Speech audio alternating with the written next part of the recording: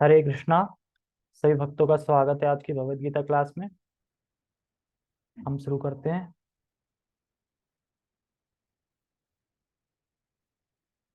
ओम अज्ञानतिमिरान्धस्य ज्ञानञ्जनशलाकया चक्षुरुन्मीलितं येन तस्मै श्रीगुरुवे नमः। श्रीचैतन्यमनोभीष्टं स्थापितं येन भूतले स्वयं रूपः कदा मह्यं ददाति सपदान्तिकम्। वन्देऽहं श्रीगुरो श्रीयुतापदकमलं श्रीगुरून् वैष्णवांश्च श्रीरूपं साग्रजातं सहगण रघुनाथामृतं तं सजीवम् साधुवेतं सावधूतं परिजन सहितं कृष्ण चैतन्य देवं श्री राधा कृष्ण पादान सहगण ललिता श्री विशाखान्त विशांच। हे कृष्ण करुणा सिंधु दीन बंधो जगतपते गोपेश गोपिका कांता राधा कांता नमस्तुते। तप्त कांचन गौरांगी राधे वृंदावनेश्वरी वृषभानुसुते देवी प्रणमामि हरिप्रिये। वाञ्छाकल्पतरुभ्यश्च कृपा सिन्धुभ्य एव च पतितानां पावनेभ्यो वैष्णवेभ्यो नमो नमः। जय श्री कृष्णा चैतन्य प्रभु नित्यानंद श्री अद्वैत गदाधर श्रीवासादि गौर भक्त वृंद। हरे कृष्णा कृष्णा कृष्णा हरे हरे हरे राम राम राम हरे हरे।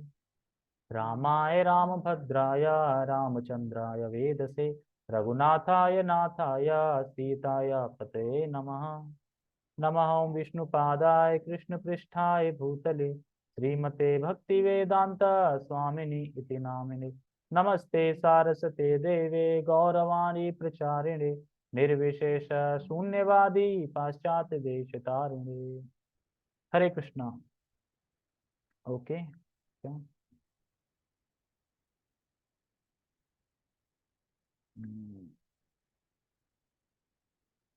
ठीक है, श्लोक दिखाई दे रहा है। दे रहा है।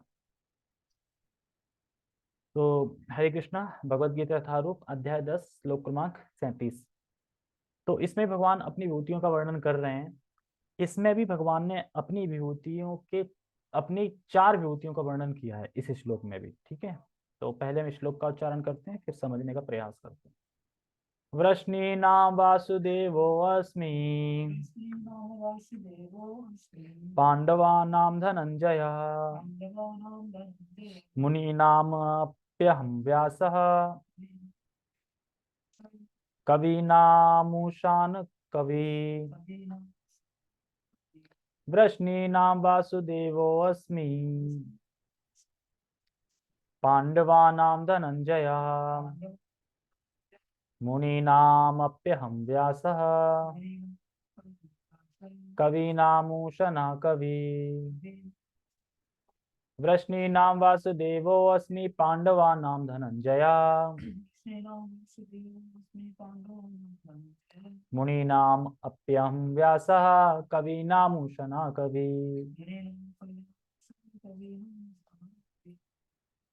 ओके, हरे कृष्णा। तो बिल्कुल इजी है ये। वृष्णि नाम वासुदेवो अस्मि। वृष्णि वृष्णि में मैं वासुदेव का पुत्र बलराम हूँ। क्योंकि भगवान स्वयं कृष्ण अपनी विभूतियों का वर्णन कर रहे हैं तो उन विभूति में खुद को तो बताएंगे नहीं। तो यहाँ पे वासुदेव वासुदेव से यहाँ पे बलराम जी का है और प्रभुपाद जी समझाएंगे भी कि बलराम जी। ठीक है, तो वृष्णि में मैं वासुदेव का पुत्र बलराम हूँ। आगे क्या कह रहे हैं? पांडवा नाम धनंजय। पांडवों में मैं कौन हूँ? धनंजय। धनंजय मतलब क्यों? धनंजय मतलब अर्जुन क्यों? तो ठीक है, लेकिन यहाँ तो धनंजय बोल रहे हैं। यहाँ पांडवों में अर्जुन तो नहीं लिखा ना, पांडवा नाम धनंजय। ये तो नहीं लिखा ना पांडवा नाम अर्जुन है। पांडवा में धनंजय लिखा। धनंजय अर्जुन है लेकिन धनंजय क्यों बोल रहे हैं भगवान? तो सबसे ज्यादा मतलब या तो ये मान लो कि नहीं मान लो मान लो क्या जो है वो बता। मतलब मतलब सगा थे मित्र थे हाँ तो सखा थे तो धनंजय क्यों बोल रहे हैं? धनंजय तो धन होता है ना। उनके लिए तो वो सब कुछ थे ना। तो सब कुछ धनंजय क्या बोल रहे हैं? मतलब उन्होंने युद्ध में जीत हासिल करी है, तो इसलिए बोल रहा हूँ। श्री बोलेंगे, जीतना तो श्री हो गया ना, विजय। धनंजय इसलिए बोल रहे हैं कि जब युधिष्ठिर महाराज ने राजसूय यज्ञ किया था, जब भगवान ने बोला था, तो उसके लिए जो होता है ना कि सब जगह जाना पड़ता है, जब सब अपनी हार स्वीकार कर लें, तो उसमें जो धन राशि जो खर्च होने वाली थी बहुत, तो ये सारा धन अर्जुन लेके आए थे, मतलब जीत के वहां से ले लेके, इसलिए धनंजय बोलते हैं। धनंजय मतलब अर्जुन धन लेके आए थे उसके लिए, यज्ञ के लिए। ठीक है, ओके, आगे पढ़ते हैं।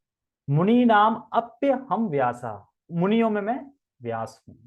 ठीक है, और कवि नाम मुशना कवि, कवि जो कवि होते हैं, विचार जो विचारवान होते हैं, जो विचारक होते हैं, उसमें मैं क्या बोल रहे हैं, ऊष्णा। ऊष्णा मतलब क्या होता है, ऊष्णा बोल रहा है ना, देखो ऊष्णा, विचारकों में ऊष्णा हूँ। ऊष्णा मतलब, ऊष्णा का मतलब होता है शुक्राचार्य, ऊष्णा मतलब शुक्राचार्य हूँ। ठीक है, तो चार विभूति का वर्णन है। पहली विभूति क्या है, वृष्णि नाम वासुदेवोस्मि, वृष्णि कुल में मैं वासुदेव का पुत्र बलराम हूँ। पांडवा नाम धनंजय, पांडवों में मैं, देखो पांडव को एक अलग से बता रहे हैं कि पांडव में जो जो अर्जुन है ना, वो मेरी विभूति है, समझे ना। तो नर नारायण आए थे ना, तो नर नारायण कौन थे, अर्जुन और कृष्ण थे। तो वही बता रहे हैं, तुम मेरी विभूति हो, तो इसलिए पांडवों में अर्जुन मैं हूं। ठीक है, तो पांडवा नाम धनंजय, और मुनि नाम आपके हम व्यासा, और जितने मुनि हैं, जितने मुनि, उसमें अगर मुनि कोई है तो कौन है, व्यास, व्यास देव, क्योंकि वो भी भगवान के अवतार माने जाते हैं। और कवि नाम उष्णा कवि, जो असुरों के गुरु हैं शुक्राचार्य, वो भी मेरी प्रतिनिधि हैं। ठीक है, असुरों में, यानी भगवान कहीं छोड़ा नहीं, सब कुछ भगवान नहीं है, ये समझ लो इस श्लोक से।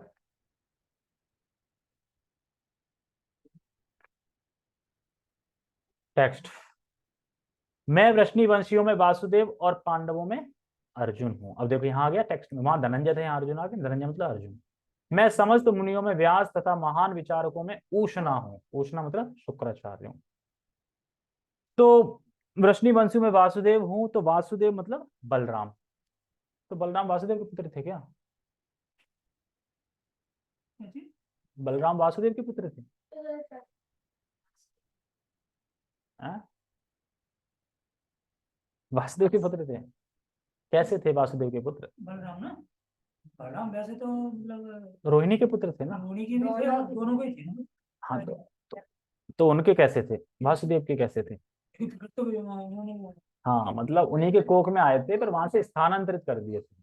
और रोहिणी भी वासुदेव की ही पत्नी है, तो वासुदेव के वैसे ही हो गए। ठीक है, लेकिन माँ उनकी दोनों थी, यानी क्या नाम माँ का, अरे माँ का नाम, यशोदा। यशोदा नहीं, जो और ही मगन। वासुदेव की पत्नी का नाम, अच्छी बात है, पत्नी का नाम क्या अरे मुझे फॉरगेट हो गया एकदम देवकी। जी पे, हाँ देवकी, देवकी, ये तो एकदम कहते हैं ना, भगवान कहते हैं ना उसमें 15.15 में कि जो स्मृति देने वाला हूँ वो भी मैं हूँ, और स्मृति छीनने वाला हूँ वो भी मैं हूँ। तो स्मृति भगवान ही देते हैं, याद करना, तो एकदम भुला दिया ना भगवान ने, एकदम याद आ गया देवकी।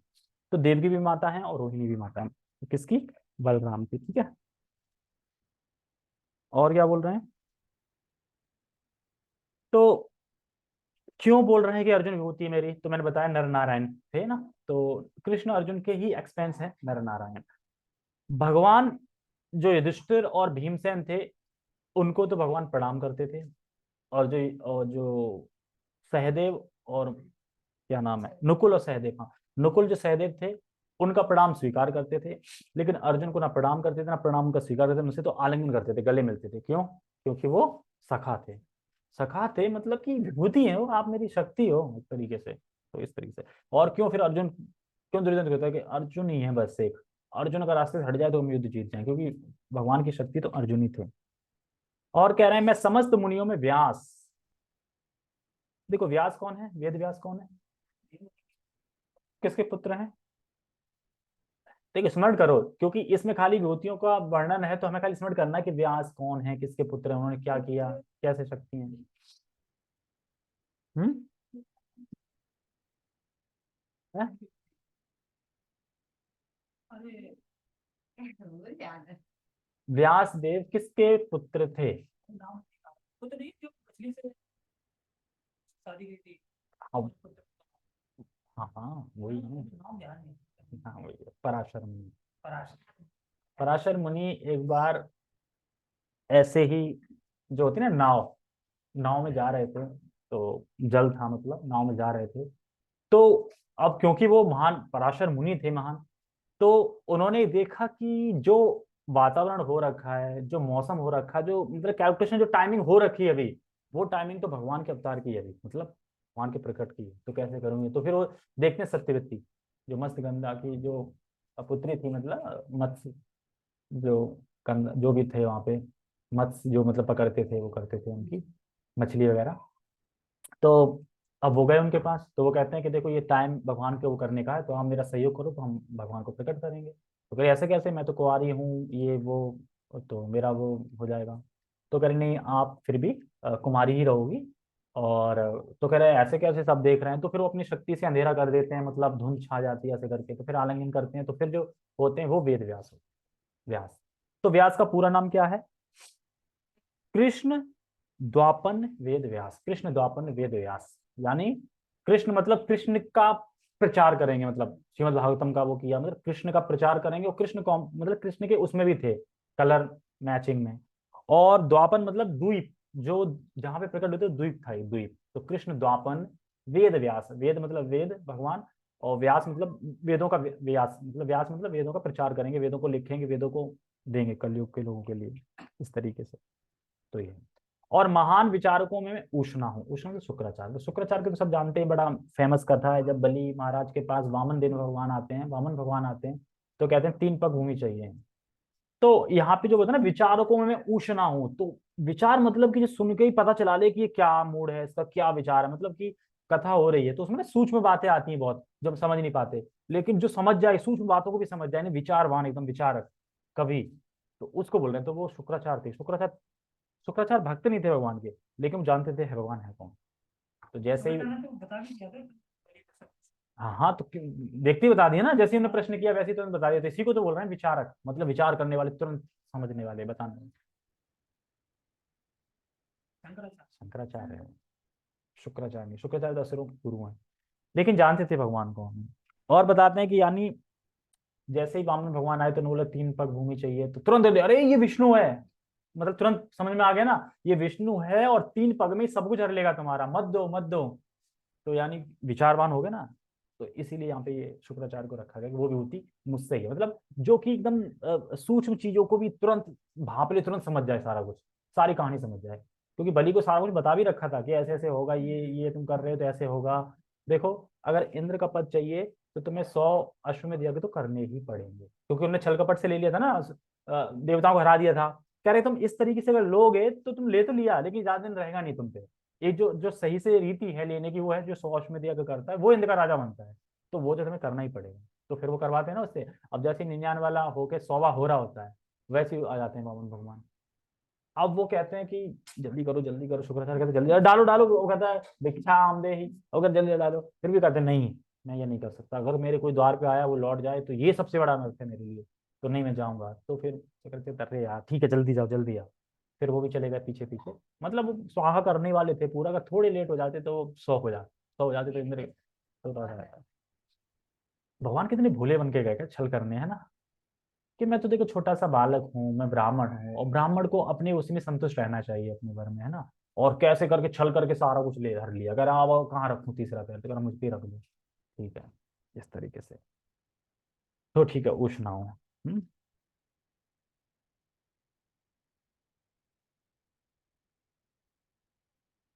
तात्पर्य, और छोटा श्लोक है, और आज कोई आया भी नहीं भिंड में तो खैर। हम्म भिंड में तो वो नेट खत्म, नेट नहीं चल रहा ना सही, तो वो आ ही नहीं पाता इसलिए। तात्पर्य, और क्या है? कृष्ण आदि भगवान है, और बलदेव कृष्ण के निकटतम अंश विस्तार है, यानी प्रथम, निकट हो गया ना प्रथम अंश।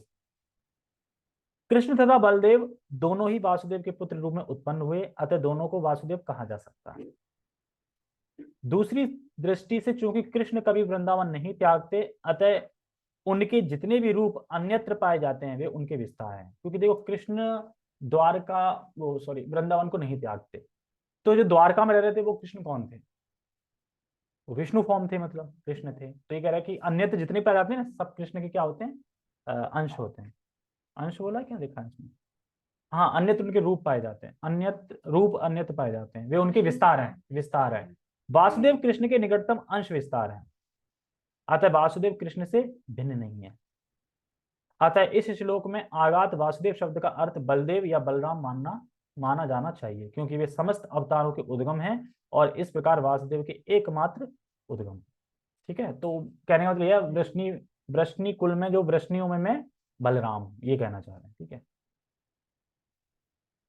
कहाँ पे थे, उद्गम है भगवान, वृष्णि कुल था ना, वृष्णि वृष्णि कुल में तो सारा कुछ आ रहे थे, ये जो सारे लोग आते ना, अक्रूर, वासुदेव, उग्रसेन, ये सब वृष्णि कुल में थे। भगवान के निकटतम अंशों को स्वांश, व्यक्तिगत स्वकीय अंश कहते हैं, और अन्य प्रकार के भी अंश हैं जो विभिन्न अंश यानी प्रतिकृत अंश कहलाते हैं। क्या मतलब है, देखो, भिन्न अंश जो बताए गए हैं इसमें, विभिन्न अंश, ये होती जीवात्मा, यानी हम सब जीवात्मा, भिन्न अंश। और जो स्वयं अंश हैं, जो स्वयं अंश हैं, स्वयं अंश हैं, जो स्वयं अंश में आते हैं कि तत्व, जो विष्णु तत्व हैं, विष्णु तत्व में जितने विस्तार है ना, वो सब स्वयं अंश में। उसमें क्या है कि शक्ति भगवान जितनी रहती है, लेकिन वो उतनी ही यूज करते हैं जितनी जरूरत है। ठीक है, और जो शक्ति वे अवतार होते हैं, वो होते हैं उन्हें शक्ति दी जाती है कि तुम्हारी इतनी शक्ति की जरूरत है भी, इतनी शक्ति ले जाओ, उससे ज्यादा नहीं देते होंगे, इस तरीके से। तो स्वांश होगा मतलब विष्णु तत्व के विस्तार है, वो स्वांश है। और भिन्नांश मतलब हम जीवात्मा, ये भी तो भगवान की अंश है ना, भगवान की शक्ति है ना, तो ऐसे बता रहे हैं। पांडुपुत्र में अर्जुन धनंजय नाम से विख्यात है, वह समस्त पुरुषों में श्रेष्ठतम है, अतः कृष्ण स्वरूप है, यानी नर नारायण कृष्ण स्वरूप। मुनियों अर्थात वैदिक ज्ञान में पटु विद्वानों में व्यास सबसे बड़े हैं, क्योंकि उन्होंने कलयुग में लोगों को समझाने के लिए वैदिक ज्ञान को अनेक प्रकार से प्रस्तुत किया।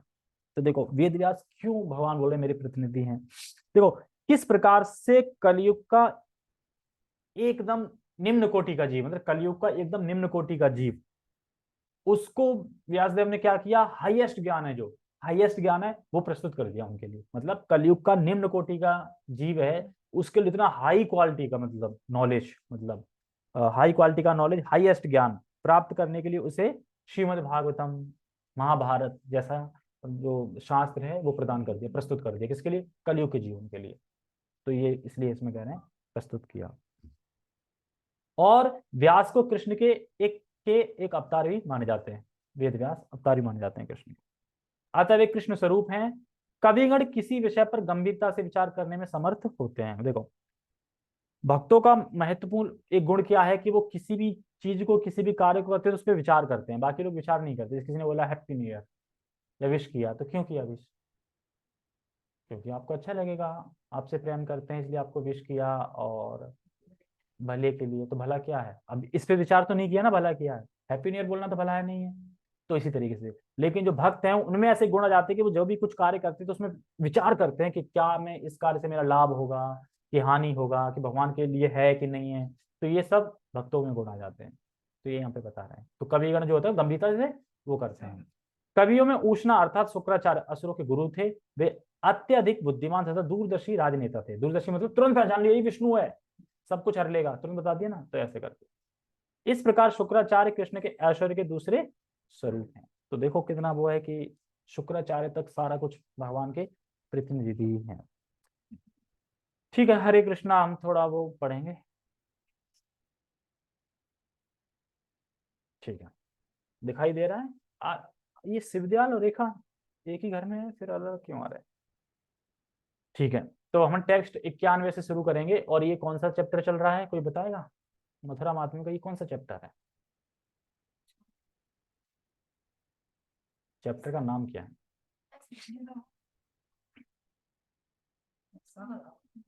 हाँ, चैप्टर का नाम क्या है, तभी तो पता चलेगा ना, मैं पढ़ूंगा 20 से तो पता ही नहीं चलेगा कि क्या बात हो रही है। चैप्टर का नाम है मथुरा मुक्ति प्रदान करने वाला है। मुक्ति कैसे देता है, तो देखो, पापेभ्यो न भयम यत्रा, न भयम यत्र वेयमात्, न गर्भवास भी यत्र तत्क्षेत्रम को न संश्रयेत। जहां पाप का भय नहीं है, खूब करो पाप, जहां पाप का भय नहीं तो खूब करो ना पाप, कितना पाप कर लोगे। धाम एक ऐसी चीज है कि वहां जाके कोई रहेगा तो पाप करने की प्रवृत्ति है ना, वही खत्म हो जाएगी धीरे धीरे रहने से। तो इसलिए कह रहा है वहां पाप का भय नहीं है। क्यों? अगर कोई पापी व्यक्ति जाएगा अभी कुछ दिन रहेगा तो पाप खत्म हो जाएगा, उससे बदल जाएगा वो। ये इफेक्ट है वहां का, धाम का। इसलिए कह रहा है जहाँ पाप का भय नहीं है, यमराज का भय नहीं है। अरे भाई अच्छा अच्छा कर लो, वरना यमराज के फिर डंडे पड़ेंगे। अब यमराज से कोई भय नहीं, क्यों? क्योंकि भगवान ने कहा ना कि मथुरा में जो प्राण त्यागता है वो मुक्ति प्राप्त करता है। देखो, बाकी तीर्थों में अगर कोई प्राण त्याग देता है तो हो सकता है कि स्वर्ग भी मिल जाए। मुक्ति प्राप्त कौन सी करता है? चार पांच पांच वाली मुक्ति है क्या ये? इसमें जो निर्विशेष वाली है वो तो नहीं है, बस बाकी फिर कोई भी हो सकती है। निर्विशेष वाली भक्त नहीं चाहता कि भगवान में एक हो जाए, लीन हो जाए, ठीक है। तो बाकी जो तीर्थ हैं उन तीर्थों में क्या है कि अगर मर गए वहां पे तो हो सकता है कि तुम्हारे ज्यादा वो नहीं, ऐसे कोई गया मतलब कोई भी मर गया है, भक्त वक्त कुछ नहीं था, स्वर्ग मिल जाएगा। लेकिन यहाँ स्वर्ग नहीं मिलेगा, यहाँ स्वर्ग है ही नहीं, यहाँ तो सीधा मुक्ति है। कोई भी मरता, अभी तो ऐसे ऐसे श्लोक आएंगे जो गड्ढे में गटर में मर गया हो उसको भी मिलेगा। तो वही है कि जहाँ पाप का भय नहीं है, यमराज का भय नहीं है, और माता के घर में फिर से निवास करने का भी भय नहीं है। मतलब अब ये नहीं अब फिर से जन्म होगा, ये भय नहीं। क्यों? क्योंकि मरेगा तो जन्म होगा ही नहीं, मुक्ति मिलेगी, तो भय किस चीज का? पाप का भय नहीं है, यमराज का भय नहीं है, और फिर से जन्म लेने का भय नहीं है। इस पवित्र स्थान की शरण कौन नहीं लेगा? अब मान लो कि कोई, नहीं ये बताओ, अगर कोई हंसते हंसते बिना किसी प्रयास के धाम जा रहा हो तो कौन मूर्ख होगा जो नहीं जाना चाहेगा? मान लो कुछ ना करना पड़ रहा हो, ना कोई वेद पढ़ा, ना कोई तपस्या करी, ना कुछ का, बस मर गए वहां जाके, यही करना है, लेकिन फिर भी कौन नहीं जाना चाहेगा? तो लेकिन फिर भी मूर्ख है जो नहीं जाना चाह रहे, नहीं वैसा। प्रभु जी के खाली दे रहे कैसे? प्रभु जी जाओगे वही तो सुनाई जो करे हम तेरे से गाली देंगे। हाँ वही तो, कौन मूर्ख होगा नहीं शरण लेगा, ठीक है। ओके, देखो टेक्स्ट 92, बिना सांख्य न योगे न, अगर कोई बोले कि क्या मतलब कुछ तो करना पड़ेगा, तो कह रहे देखो क्या क्या नहीं, कुछ भी ना करना पड़े, तो ये चीज भी ना करनी हो तब भी। बिना सांख्येन योगेन विना स्वात्मा विचिंतनम विना व्रतत्वदान श्रेयो वै प्राणिनाम इह। बिना सांख्य के आत्मा का प्रकार क्या है, आत्मा कौन है, शरीर क्या है, प्रकृति क्या है, ये क्या है, अरे कोई ज्ञान नहीं हो ये सांख्य का। बिना योग के, योग मतलब जुड़ना किसी चीज से, भगवान से जुड़ रहे हैं, वो भी बिना आत्मा के ध्यान के, अब ध्यान भी नहीं कर रहा है, कुछ नहीं कर रहा है, और बिना व्रत के, तपस्या दान के, बिना व्रत तपस्या दान के यहाँ के प्राणी सर्वश्रेष्ठ श्रेय को प्राप्त करते हैं। मान लो ये कुछ भी नहीं कर रहा है लेकिन वहां रह रहा है, यही सर्वश्रेष्ठ है ना, देखो रहना ही सर्वश्रेष्ठ है। अभी वो आगे आएगा, मैं भी नहीं बता रहा हूँ कि कोई कहता है ना कि वृंदावन में क्यों है, मतलब क्यों रहना चाहिए, क्या है, तो अभी एक ऐसी चीज बता जाएगी कि जो अपने आप ही हो रही है, करनी ही नहीं पड़ेगी, वो उससे अपने आप ही लाभ मिल रहा है।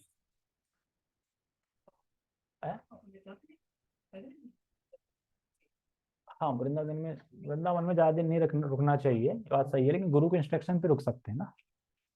नहीं नहीं तो प्रभु जी बोल तो रहे थे इसका नाम है हाँ मथुरा माता हाँ बता हाँ पहले कुछ भी नहीं पता हाँ, मुझे भी नहीं पता था, लेकिन वृंदावन तो सबको फल देने वाला। अरे तो मथुरा माधुम नहीं पढ़ा होगा, नहीं पता वो मथुरा माधुम नहीं पढ़ा होगा, तो मथुरा माधुम ने अभी पढ़ा है कि मथुरा माधुम का है क्या फल। और रही बात उसका ये है कि 3 दिन तक नहीं रुकना चाहिए, इसलिए क्योंकि हम अभी रहने लायक नहीं है वहाँ पे। क्यों? क्योंकि हम फिर अपराधी करेंगे वहाँ पे, मतलब अपराध करेंगे उस तरीके से, जैसे भी समझ लो।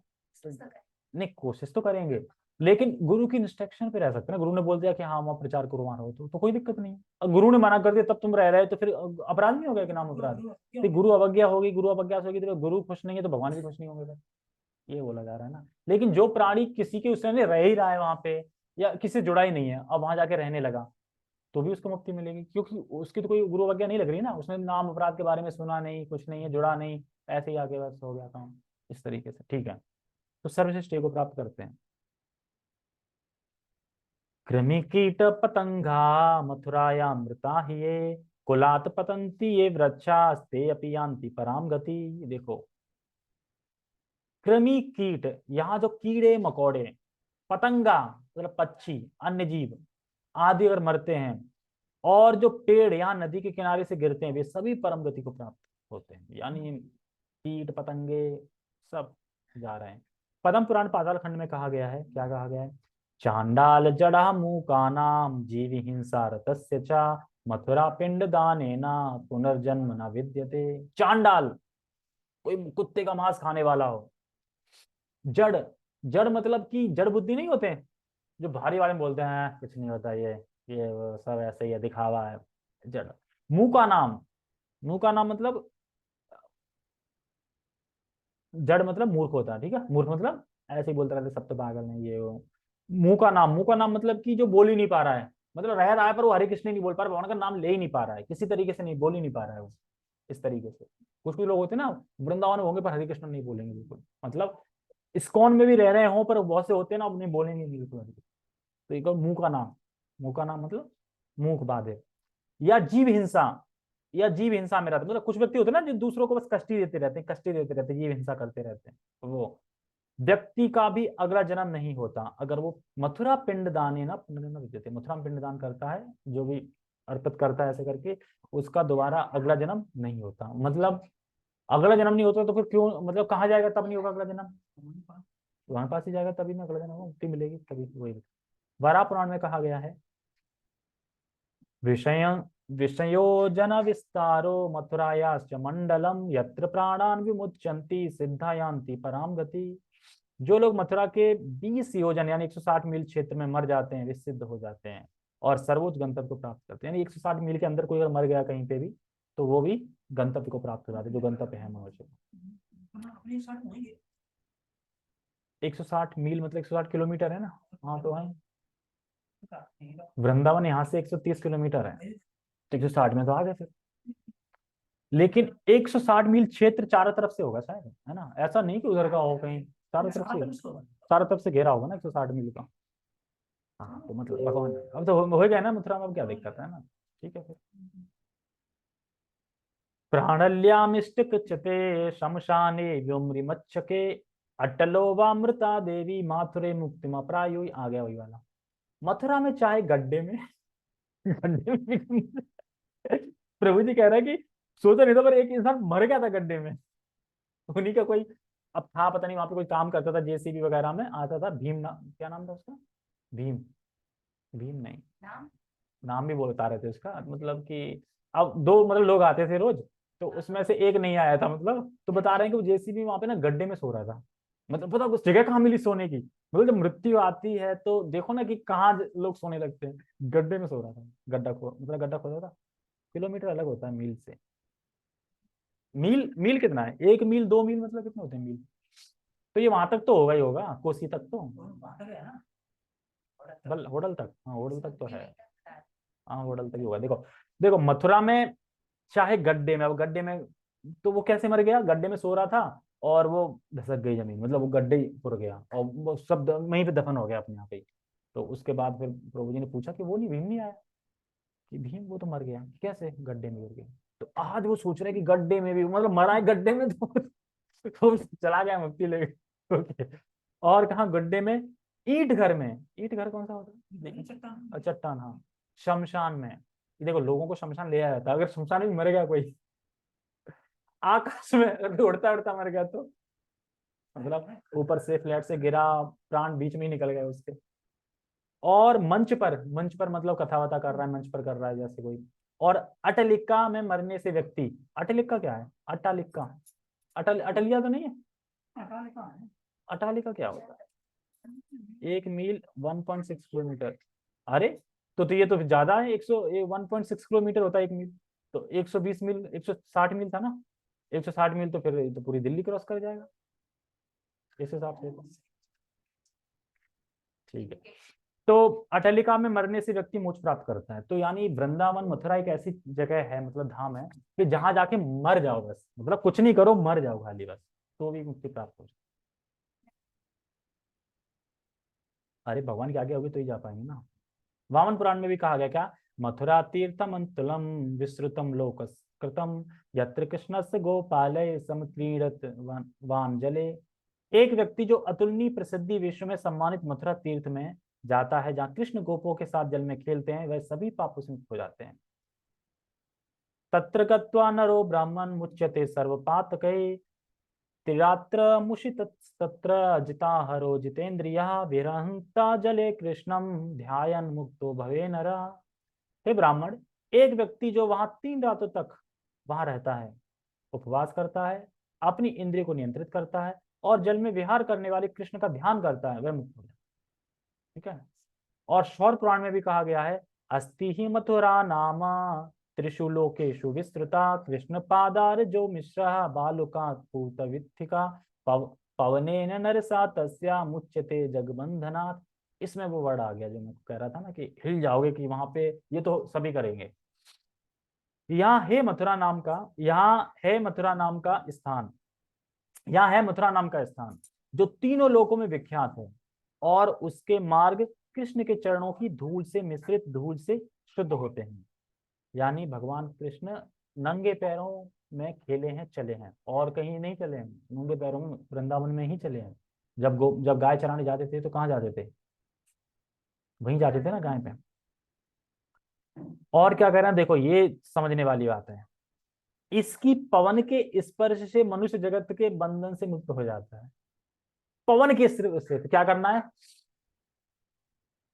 बस सांस लेनी है। अब सांस तो लेते ही है ना, यानी सांस लेने से कर्म बंधन से मुक्त हो रहा है, कुछ करो ही ना। मतलब अब जो क्यों बोलते हैं कि 24 घंटे जो भी कर रहा है वहां पे वो भक्ति बढ़ रही है, हर चीज, क्योंकि 24 घंटे क्या है, क्योंकि हवा से तो स्पर्श हो रहा है ना, पवन से तो स्पर्श हो रहा है ना, सांस ले रहा है ना, सांस तो नहीं रोक सकता ना।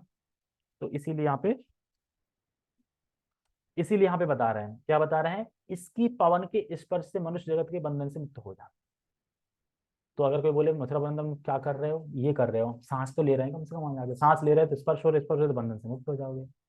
टेक्स्ट 100 मथुरा खंड में कहा गया है, मथुरायाम वशिष्यामि यास्यामि मथुराम हम इति यस्य भवेद बुद्धि सो अपि बंधामि उच्यते। मैं मथुरा में रहूंगा, मैं मथुरा जाऊंगा, ऐसा सोचने वाला व्यक्ति भौतिक बंधनों से मुक्त हो जाता है। सोच कौन नहीं रहा है? अगर जो सोच नहीं रहा वो सबसे बड़ा कंजूस है। मतलब अगर बैठे बैठे सोच भी नहीं रहा है कि मैं, हाँ मुझे, हाँ अपन ये सोच रहे हैं ना कि लेना है, रहना है, तो क्या कह रहे हैं, मैं मथुरा में रहूंगा, हम ही सोच रहे हैं मैं मथुरा जाऊंगा। ऐसा सोचने वाला व्यक्ति भी भौतिक बंधन से मुक्त हो जाता है। अब इसका मतलब ये नहीं कि अब इतना तो आइडिया मिल गया आपको, सोचने से मुक्त हो जाएंगे तो जाके क्या करेंगे, फिर अपराध हो जाएगा। ठीक है, ओके, ये खत्म हो गया, 23 पेज पूरा। ठीक है, हम स्टॉप करते हैं। जगत गुरु शील प्रभुपाद की जय, श्रीमद् भगवद गीता की जय, निताय निताय गौर प्रेमानंदे, हरे कृष्णा।